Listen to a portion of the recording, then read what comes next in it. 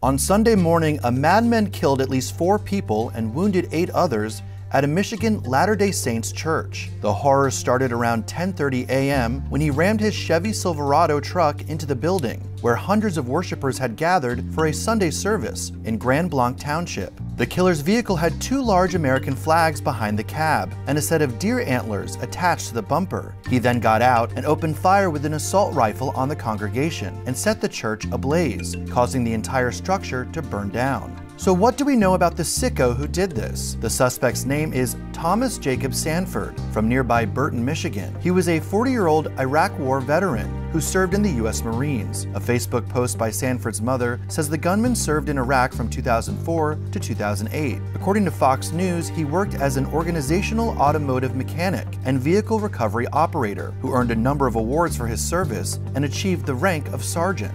Social media accounts believed to be connected to Sanford reveal he was a family man with a wife and a young son. Pictures posted on Facebook show the family smiling, posing in the beds of pickup trucks or in a field of tall sunflowers. A dormant GoFundMe page from 2015 raised more than $3,000 for the couple's now 10-year-old son, who was born with congenital hyperinsulinism, or CHI, a rare genetic condition in which the pancreas releases too much insulin. As authorities investigate what led Sanford to commit his sickening crime, former Assistant FBI Director Chris Swecker told Fox and Friends First that a motive is already in sight.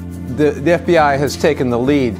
That means they're treating this as either a hate crime or an act of domestic terrorism. The investigation is deep into it at this point with regard to motive. White House Press Secretary Carolyn Leavitt indicated that the gunman targeted the worshipers because of their faith. Well, from what I understand, based on my conversations with the FBI director, all they know right now is this was an individual who hated people of the Mormon faith. And they are trying to understand more about this, how premeditated it was, how much planning went into it, whether he left a note. All of those questions have yet to be answered. President Trump echoed that sentiment in a Truth Social post, in which he wrote, "This appears to be yet another targeted attack on Christians in the United States. This epidemic of violence in our country must end immediately."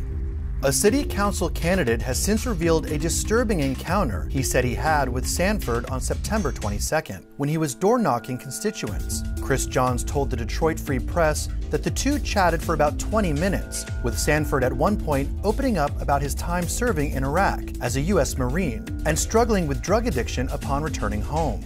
But what started out as a friendly conversation took a sharp turn when the subject of religious faith was brought up and Sanford started ranting against Mormons after revealing he had a relationship with a woman whose family was Mormon when he lived in Utah.